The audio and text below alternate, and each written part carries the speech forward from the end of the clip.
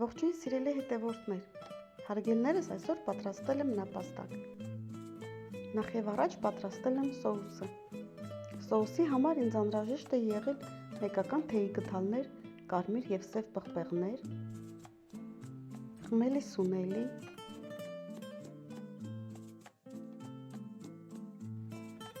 «10 գրամ սոյայի սոուս,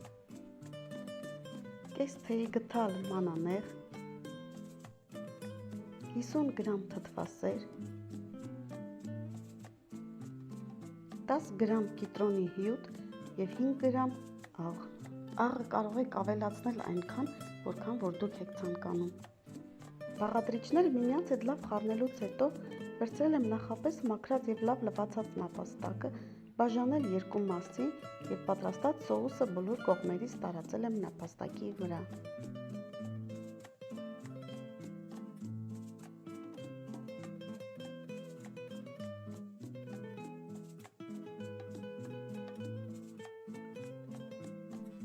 Նապաստակը սոուսով պատելուց հետո ծածկել եմ փայլատիթեղով և տեղափոխել ջեռոց։ Ջեռոցում եփել եմ 180 աստիճանի տակ մոտավորապես 1 ժամվա ընթացքում։ Մինչ նապաստակը կեփվեր, այդ ընթացքում պատրաստել եմ երկրորդ սոուսը։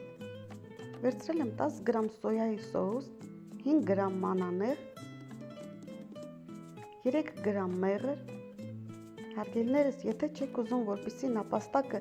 մի փոքր քաղցրահամ լինի, դուք կարող եք մեղր չավելացնել։ Այս 3 բաղադրիչները միմյանց հետ լավ խառնելուց հետո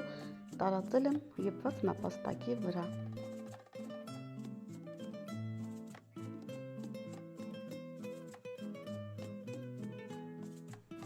Նապաստակը սոուսով պատելուց հետո կրկին տեղափոխել եմ ջեռոց,